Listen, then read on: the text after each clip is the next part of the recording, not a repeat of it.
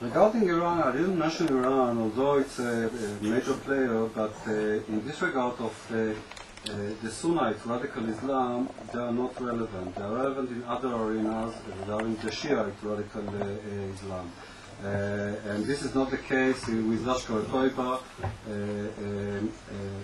the model that I presented. Having said that, of course, Iran is a major contributor in spreading of the Shiite radical Islam, there's no doubt about it. And by the way, in the same methodology also through charitable organizations, El-Imdad in Lebanon and others, which are well known. So the methodology of recruiting and abusing the dawah and the charitable activity to penetrate and to take over the hearts and the minds of the population is implemented by the Iranians themselves. But I ignored the Iranian angle because they are not directly connected to Kashmir and to the global jihad phenomenon represented by Al-Qaeda, Bin Laden, which is a Sunni Wahhabi manifestation and development. Needless to say, and you know from the briefings that I'm sure that you see, that Iran is very much involved in their way in the West Bank, in Gaza, in Hamas, the axis that is very much developed, the notion of mukawama, the struggle that has to be maintained all the time. And this is another axis which we as Israel are confronting, which puts a very great challenge to our doorstep. But of course this is a different or additional angle. Regarding Goa, tell you frankly, I don't know. Me as Israeli, I prefer that the youngsters will go somewhere else. Politically incorrectness, because they get there exposed to a lot of problems. Of course, I would say that people have to travel. And if there is an alert or a threat, they should avoid traveling. As we Israelis avoid traveling to Sinai if there is an alert, so we Israelis have to avoid traveling to Goa or to other places when we have a concrete or general alert. We have to be obedient to the alerts and react or behave responsibly. This is not connected to the problem that we are facing with Israeli youngsters exposed to drugs in Goa. But this is not an Indian problem. And I don't blame the Indians, I blame the Israelis. But this is not in my jurisdiction. Regarding hitting Israelis or killing Israelis, always it's good, it's an added value.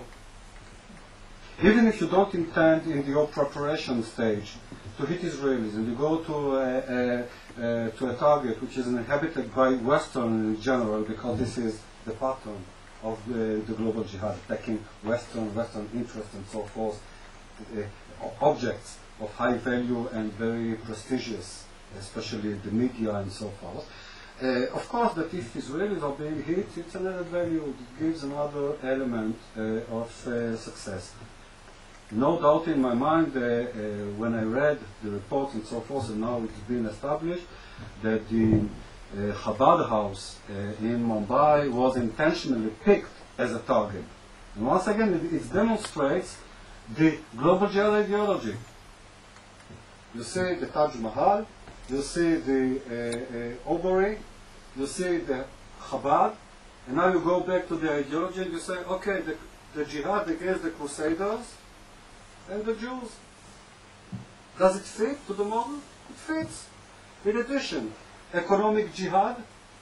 Okay, what are the economic jihad? Pipelines, oil, this, all the ideology of economic jihad. You can read on our website in ICT, you will see my analysis on the economic jihad. Again, Western targets, hotels, and so forth. So if you go and analyze and you wish to see the hallmarks of Al-Qaeda, go to Jewish targets, whether it was in, not connected to Israel at first, in Jerba, go to Casablanca, go to Turkey, Jewish targets, not Israeli targets.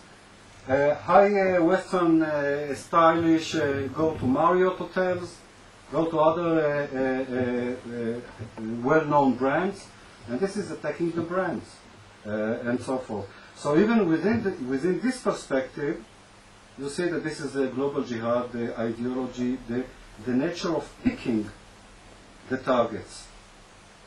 Still, I'm puzzled why those guys, 10, did not commit each and every one of them a suicide attack, which might have been much more devastated, and why they bothered the hostage barricade situation, which was a very problematic situation.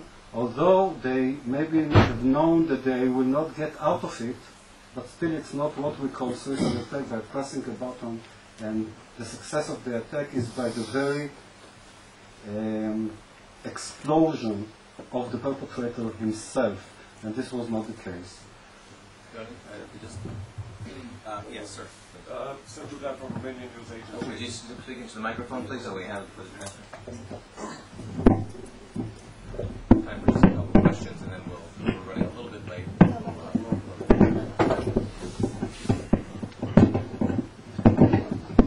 You referred to Islamic charities and you said who dare to harm the interests of the poor. However, if I'm not wrong, President Bush during his first term in power initiated some policies and requested his Western allies to take steps, and steps were taken in such countries as Britain and Germany and France against bank accounts held. Now, has this policy progressed so far at this official level in Western countries in confiscating and impounding bank accounts and closing down other charities and fighting charities of this level? Yes. I think the policy is constant and is continuing, designating, confiscating, freezing accounts, and so forth. But this is based on information and about individuals. I'm speaking about Al-Qaeda. I'm not speaking now about the Revolutionary Guard, the designation of the Iranian Revolutionary Guard and the businesses and so forth. But what was a little bit hesitant is that the U.S., for a variety of reasons, designated or banned only partially the Saudi charities. The Saudis were very glad because they understood that they are now in a corner. They were very willingly to sacrifice Al-Haramain. And over Al-Haramain they went all out.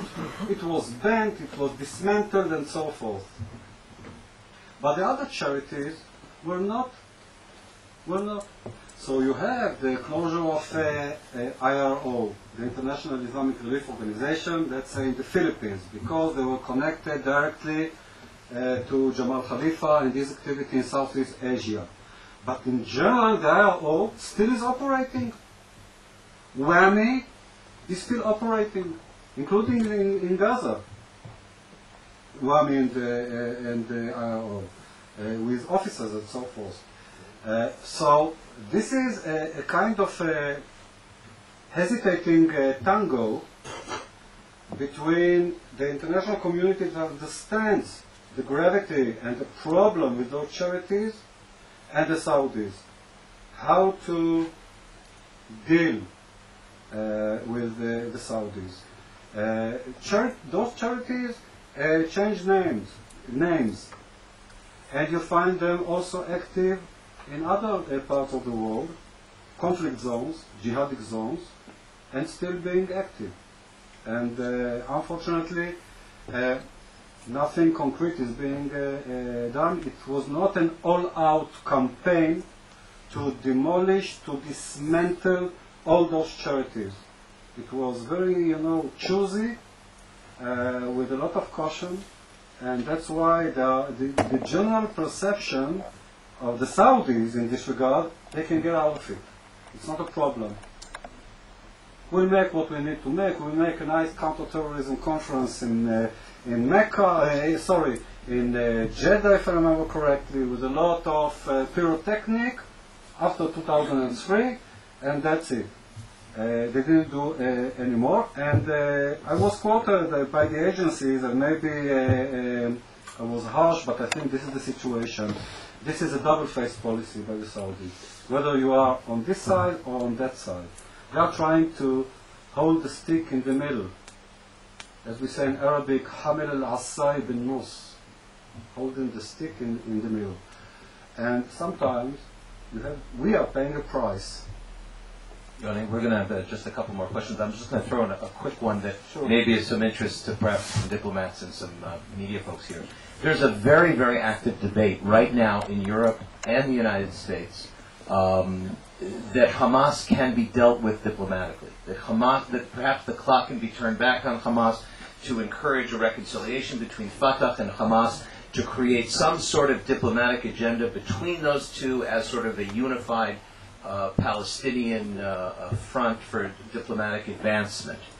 Now, of course, the Brookings Institute, the Saban Center, came out with a very far-reaching report this past week that was noted even by the president and meant for the president-elect that Hamas should be dealt with directly. Now, the question is, in light of everything you've said today, is Gaza a lost case, or is there a possibility of re-energizing or recalibrating some way Hamas in order to encourage it the way the Egyptians have tried to but have failed, to make them some sort of a diplomatic partner? I think that from my perspective, without any political agenda, as a researcher, trying to be honest, fair and unbiased, although I'm an Israeli, I think the situation in Gaza is irreversible. Irreversible. I read Hamas materials in Arabic, I see their publication, their statement and so forth, and this is no way back, ever. Only ahead, not back. And the next stage, hopefully, is the West Bank, if they will be strong enough. Hopefully, I mean from their perspective. Now, any reconciliation government, Palestinian government and so forth, yes, of course, they would like it very much, but under their terms. And the terms are very harsh to be digested by Fatah. Now, I think it would be too superficial, too optimistic, and too naive to think that today, in light of Hamas' position, someone can turn the clock back and to bring Hamas into a kind of pragmatic, which they declare, pragmatic hudna, that let's start talking, but we are not talking about those issues. But otherwise, we are ready to talk with Israel, no problem. We are not talking about recognition of Israel. We are not talking about cessation of terrorists or mukawama, the struggle. But otherwise, let's go into a hudna for 50 years. And this is upon their declarations. Now, if Hamas, you cannot mix oranges and cucumbers. We have to decide what we are dealing with. If Hamas is ready to pragmatize, I think that it will not be longer called Hamas. It will be something else. And the frustrated factions within Hamas then will infiltrate or find resort in the radical global jihadi local organization in Gaza. And this is what they are very much hoping for. That those organizations will be a refuge to the Hamas radical or mainstream radical Islam that believe that any normalization or pragmatization will be harmful for Hamas cause, and they will lead the organization towards a more radical entity or more radical organization. And by the way, this is not just a hypothesis. We see it by the declaration of Zahar. We saw declarations of Siam hinting that if Hamas will lose its real identity, people may shift their loyalty, their activity to the genuine Islamic organization, the real ones, not the Hutna style and pragmatized, as we call it in Arabic, the intihazi. Intihazi is opportunistics. We are not opportunistics. We are carrying the flag of Islam, and if Hamas will pragmatize, we will shift to Jaish al-Islam or whatever. So I think the situation in Gaza is irreversible, and now the battle, and I call it the battle, is on the West Bank. Talking with Hamas, I just will ask, are you ready, if the international community is ready to sit down with Al-Qaeda, we are ready, I'm ready, to talk and speak with Hamas, okay? There's no difference. And this is totally a misrepresentation that Hamas is like the IRA, because we in the West think like Western models. You have the IRA, you have the political wing, and you have the operational wing, and they are not connected, and let's speak with the pragmatists. It doesn't exist in Hamas, as in general, in radical Islamic organization, generally it doesn't exist. Because the structure is combined. The policy, the religious, is combined. It's one head. They have two hands, so what? Are you willing to deal with Yoni as an entity, yes or no? Don't deal with my right arm or with my left arm, because it doesn't represent the whole body of Yoni.